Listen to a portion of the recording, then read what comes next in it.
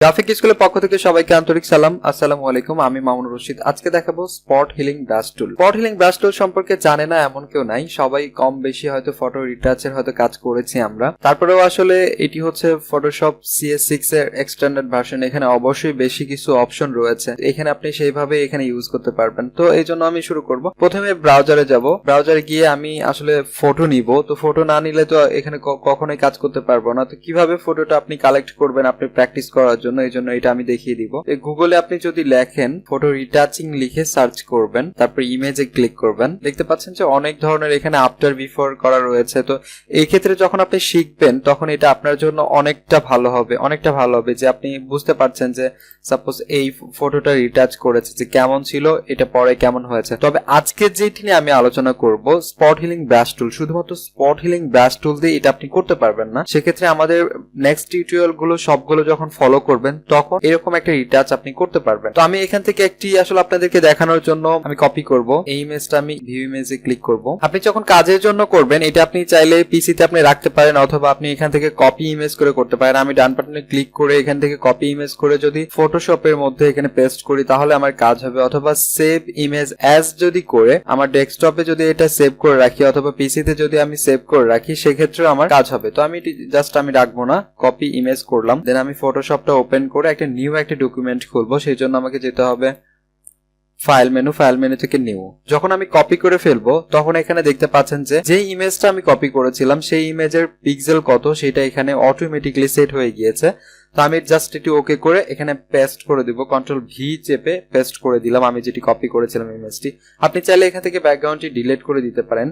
এবং আপনি যখন এটি কাজ করবেন, এটি যখন রিটাচ করবেন সেক্ষেত্রে আমি একটি পরামর্শ দিব যে এই ইমেজটার উপরে আপনি কখনোই রিটাচ করবেন না, আপনি নতুন একটি লেয়ার নিয়ে সেটির উপর রিটাচ করবেন। সাপোজ আমি ইমেজটার উপর রিটাচ করে ফেললাম, এটি আমার মেইন ফাইল, এটি আমার সোর্স ফাইল। তো এটির উপর যখন আমি রিটাচ করে ফেলবো আমার একটি কোনো ভুল হলে আমি কিন্তু এখান থেকে সংশোধন করতে পারবো না। সেক্ষেত্রে আমি যদি একটা নিউ একটা লেয়ারের উপর এখানে কাজগুলো করি, আমার যদি কোনো ভুল হয়ে যায় কিংবা দেখতে যদি খারাপ হয় সেক্ষেত্রে আপনি ওই লেয়ারটা ডিলিট করে দিয়ে আবার এটা সংশোধন করতে পারবেন। এই জন্য এখানে নিউ একটি লেয়ার নিয়ে কাজ করা খুবই ভালো। তো কিভাবে নিউ লেয়ার নিবেন, আপনি যদি শর্টকাট ইউজ করেন সেক্ষেত্রে কন্ট্রোল শিফট এন প্রেস করলে এরকম একটি ট্যাব চলে আসবে, এখানে আপনি ওকে প্রেস করলে দেখবেন এখানে একটি নিউ লেয়ার হবে। অথবা আমি কন্ট্রোল জেড প্রেস করে এটি ডিলিট করে দিলাম এবং এখানে আপনি চাইলে নিউ লেয়ারে ক্লিক করে অথবা এখানে আপনি লেয়ার নিতে পারেন। তো এইভাবে আপনি লেয়ার নিতে পারেন। আমি জাস্ট এখানে লিখে দিব ওয়ার্ক, লেয়ারটির নাম লিখে দিলাম ওয়ার্ক। এখন আমরা কাজ করব এটির উপর।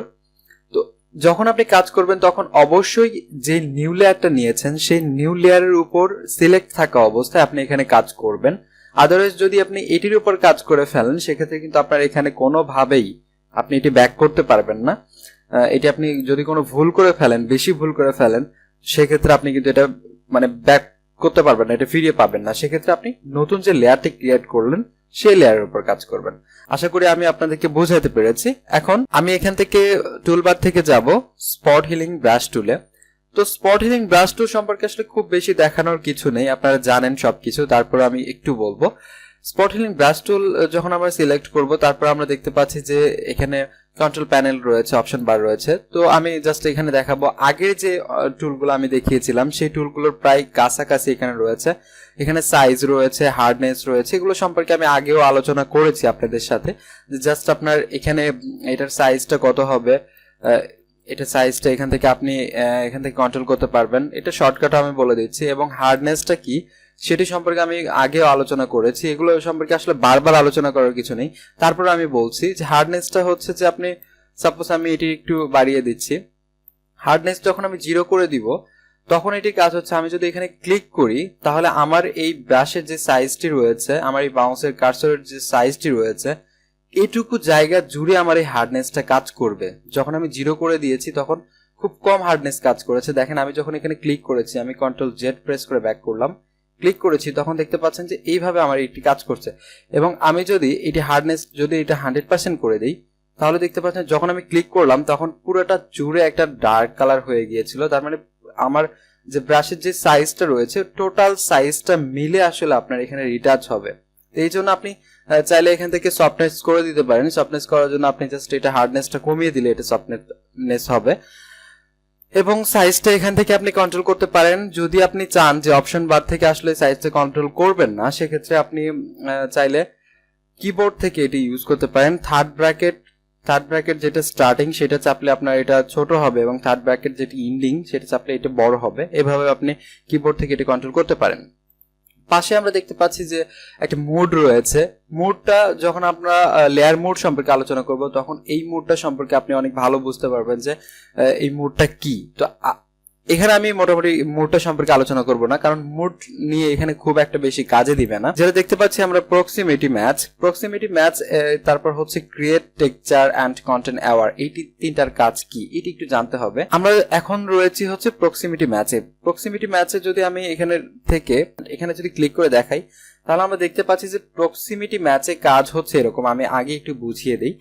আপনার ব্যাকগ্রাউন্ডে যে কালারটি রয়েছে সেই কালারের একটা পিক্সেলের সাথে ম্যাচ করে আপনার রিটাচটা এখানে হবে। দেখেন আমি এখানে ক্লিক করলে ব্যাকগ্রাউন্ডের যে কালারটি রয়েছে এইটার কালারের সাথে ম্যাচ করে এখানে আপনার রিটাচটি হয়েছে। এবং আমি যদি এখানে ক্রিয়েট টেক্সচার দেই, তাহলে দেখেন আমার এখানে কি কাজ করে। যখন আমি এখানে ক্লিক করব, তখন দেখতে পাচ্ছেন আপনারা নিশ্চয় যে এখানে একটি অন্যরকম একটা শেপ চলে এসেছে, অন্যরকম একটি কালার চলে এসেছে। এটি হচ্ছে ব্যাকগ্রাউন্ডের সাথে ম্যাচ করে করছে না। আপনি অবশ্যই যখন রিটাচ করবেন, তখন ব্যাকগ্রাউন্ডের সাথে আপনার ম্যাচ করে এটি কাজ করতে হবে। সেক্ষেত্রে আপনাকে প্রক্সিমিটি ম্যাচটি আসলে সিলেক্ট রেখে কাজ করাটা বেটার আমার মতে। অ্যান্ড কন্টেন্ট অ্যাওয়ারের কাজটি হচ্ছে প্রায় সেম, আপনার প্রক্সিমিটি ম্যাচের মতোই কাজ করে। আমরা দেখতে পাচ্ছি যে পাশে আরেকটি অপশন রয়েছে, এখানে স্যাম্পল অল লেয়ার্স এর কাজ হচ্ছে আমি এখানে দুটি লেয়ার নিয়ে কাজ করছি। আমার ব্যাকগ্রাউন্ডে যে লেয়ারটি সেটির উপর কাজ করছি, কিন্তু আমি জাস্ট এখানে সিলেক্ট রেখে যখন কাজ করব, সেক্ষেত্রে আমাকে অবশ্যই এটা চেক রাখতে হবে। দেখেন আমি যদি চেক না রেখে কাজ করি, আমার দেখেন এটাতে কাজ করছে না। আমি জাস্ট এই লেয়ারটা সিলেক্ট রেখেছি বলে এটা দেখেন কাজ করছে না। এখন আমি যখন একটি স্যাম্পল অল লেয়ার্স এখানে চেক করে দিব, ক্লিক করবো, আমার এটি কাজ করবে। এই জন্য যখন আপনি নতুন একটি লেয়ার নিয়ে এখানে কাজ করবেন, তখন অবশ্যই আপনার অপশন বার থেকে স্যাম্পল অল লেয়ার নিয়ে চেক করে আপনাকে এটির উপর কাজ করতে হবে। এই হচ্ছে মোটামুটি স্পট হিলিং ব্রাশ। আর হচ্ছে স্পট হিলিং ব্রাশে আপনি যখন যে কোনো একটি স্পটে জাস্ট এখানে প্রক্সিমিটি ম্যাচে ক্লিক রেখে আমি এটা চেক রেখে স্যাম্পল অল লেয়ার্সে চেক রেখে আমি এখানে হার্ডনেস দেখতে পাচ্ছেন আমার মোটামুটি 13 রেখেছি। এখানে যদি আমি ক্লিক করি, আমার এটাই দেখতে পাচ্ছেন যে আমার এটি রিটাচ হচ্ছে। রিটাচটি হচ্ছে আসলে একদিনের ব্যাপার না। রিটাচ আপনি অনেক যখন ফটো আস্তে আস্তে আপনি রিটাচ আসলে প্র্যাকটিসের ব্যাপার। আপনি বেশি বেশি যখন কাজ করবেন, তখন অনেক ভালো ভালো করে আপনি এখানে ভালো রিটাচ করতে পারবেন। সেই জন্য আপনাকে অবশ্যই বেশি বেশি প্র্যাকটিস করতে হবে। আর এগুলো হচ্ছে নিখুঁত কাজ। যখন একটি ভালো একজন রিটাচার হতে যাবেন, তখন অনেক নিখুঁত কাজ করতে হবে আপনাকে। দেখেন এগুলো ছোট ছোট কাজ রয়েছে, তারপর আপনাকে ধরে ধরে ছোট ছোট কাজ করতে হবে। একটি ইমেজ, একটি ফটো যখন আপনি 100% রিটাচ করতে যাবেন, সেক্ষেত্রে আপনাকে অনেকটা গুরুত্ব সহিত আপনাকে কাজ করতে হবে। আদারওয়াইজ কিন্তু ভালো রিটাচ আপনি করতে পারবেন না। এই হচ্ছে মোটামুটি রিটাচের অপশনগুলো। আপনি এইভাবে যদি রিটাচ করেন, আমাদের পরবর্তী যেগুলো টুল রয়েছে, হিলিং ব্রাশ টুল, প্যাচ টুল, এবং যখন ব্লেন্ডিং অপশনগুলো দেখবেন, যখন এখান থেকে আমরা অপশনগুলো দেখাবো, তখন বুঝতে পারবেন যে একটা টোটাল একটা প্রপার একটা এখানে রিটাচ করতে কি কি অপশন লাগে। এখানে আরো কিছু ব্রাশ রয়েছে, সেগুলো ব্রাশ আসলে আপনার রিটাচের জন্য প্রয়োজন। জাস্ট শুধুমাত্র আসলে স্পট হিলিং ব্রাশ দিয়ে এটা সম্ভব না। স্পট হিলিং ব্রাশের কাজ হচ্ছে যে কোনো স্পটকে দূর করানো। এই হচ্ছে মোটামুটি আজকের টিউটোরিয়ালে।